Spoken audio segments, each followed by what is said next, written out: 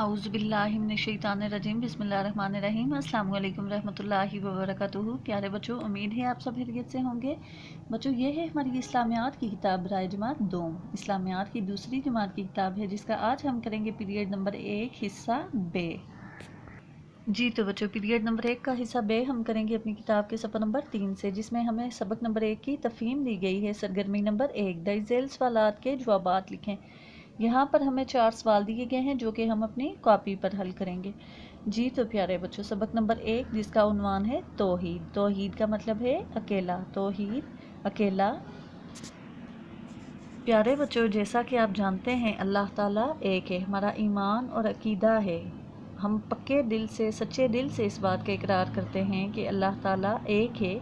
हम उसी को अपना रब और खालिक मानते हैं। जब हम दायरा इस्लाम में दाखिल होते हैं, मुसलमान होने की पहली शर्त ही यही है कि आपका ईमान किसी भी बात पर मजबूत हो। आपका ईमान जिस बात पर पक्का हो, उसमें कोई शक बाकी ना हो। जैसे हम अल्लाह को अगर एक मानते हैं, अल्लाह को अपना खालिक और रब मानते हैं, तो हमें इस बात पे यकीन रखना चाहिए कि अल्लाह सिर्फ एक है। वो अपनी ज़ात व सिफ़ात में अकेला है, कोई दूसरा नहीं जिसमें अल्लाह ताला जैसी ज़ात व सिफ़ात पाई जाएं।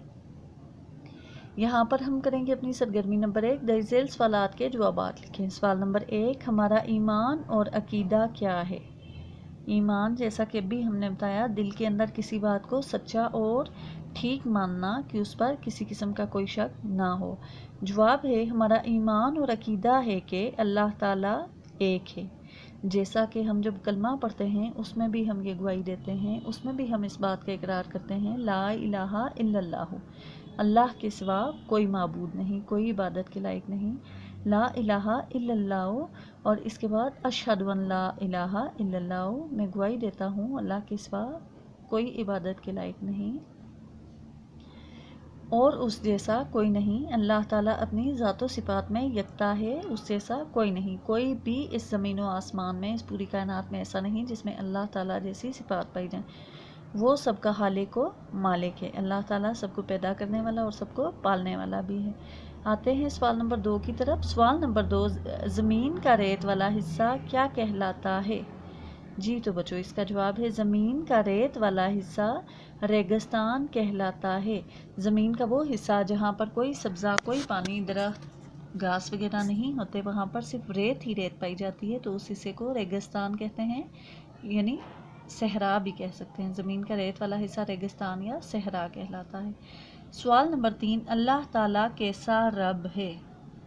प्यारे बच्चों, अल्लाह ताला कायनात की हर मखलूक का रब है। इस दुनिया में जितनी भी ज़मीन व आसमान में जानदार चीज़ें हैं, अल्लाह ताला उन सब का खालिक है, उन सबको पैदा करने वाला है। रब का मतलब है पैदा करने वाला और पालने वाला। रब, पालने वाला, सबको पैदा करता है और सबको पालता है। अल्लाह ताला अपनी सारी मखलूक से प्यार करने वाला रब है।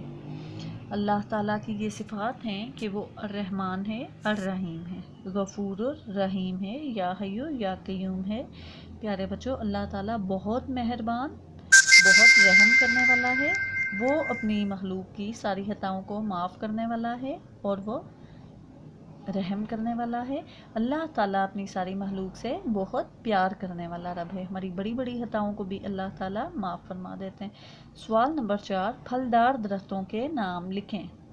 जी तो बच्चों, फलदार दरख्त, अपनी रोज़मर्रा ज़िंदगी में हम फल खाते हैं। वो फल कहाँ से आते हैं? दरख्तों से। फल कहाँ से आते हैं? दरख्तों से। हम अपने इर्द गिर्द के एरियाज़ में भी बहुत सारे ऐसे दरख्त देखते हैं जिन पर फल लगे हों। यहाँ पर हम फलदार दरख्तों में से चंद एक के नाम लिखेंगे। वैसे तो सारे ही फल दरख्तों पर लगते हैं, लेकिन यहाँ हम चंद एक का जिक्र करेंगे।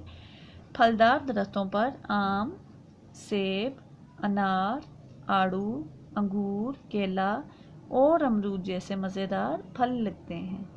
जी तो बच्चों, ये थी हमारी सरगर्मी नंबर 1, जो कि मुकम्मल हो चुकी है। ओके, अल्लाह हाफिज़, फ़ी अमानिल्लाह।